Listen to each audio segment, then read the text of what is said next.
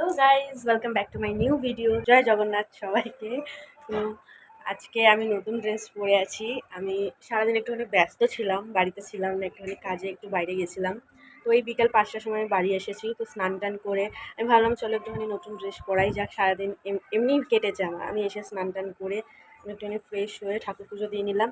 আর এদিকে ও ডিউটি থেকে বাড়ি চলে এসেছে। ও একবার এসেছিলো দুপুরবেলা, তারপর আবার চলে গিয়েছিলো। তো আমি ওকে বললাম নতুন ড্রেস পরতে, ও বলছে পরবো না, ওর খুব টায়ার্ড লাগছে। তো যাই হোক, তো আর একটা স্পেশাল কথা আছে, সেটা তোমাদেরকে আমি এর পরের ভিডিওটায় শেয়ার করবো অবশ্যই। তো তার আগে বলে দিই, ও বাড়ি আসার সময় আমার জন্য নিয়ে এসেছে এত কিছু বলতে গেলে অনেক কিছু এনেছে। তো সেটাই তোমাদেরকে দেখাবো। কি এনেছে আমার জন্য?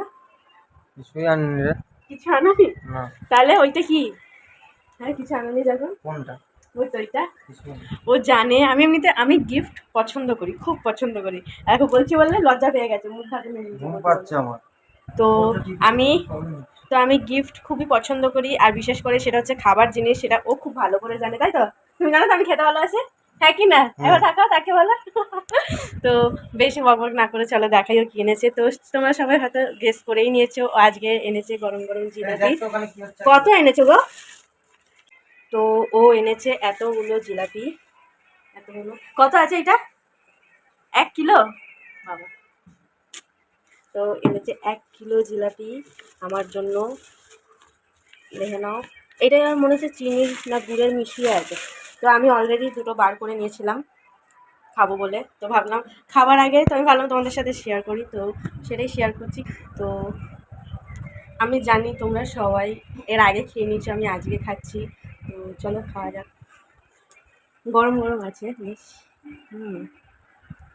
তুমি খাবে আগে না আমি খাবো? আমি খাই।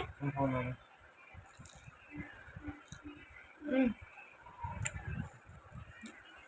আমি যত ভাবি ডায়েট করবো, আমাকে ডায়েট করতে দেবে না।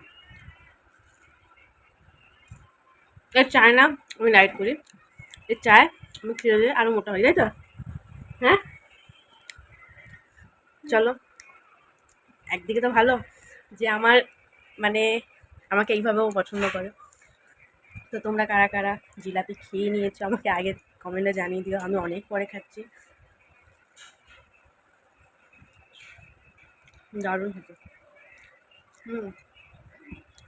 আমি ভেবেছিলাম একটুখানি বেরোবো, ঠাকুর দেখবো, কিন্তু ও অনেকটাই টায়ার্ড, এর জন্য ও বললো যাবে না।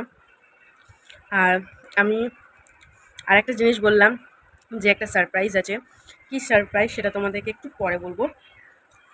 তো চলো এখন তোমাদের টাটা।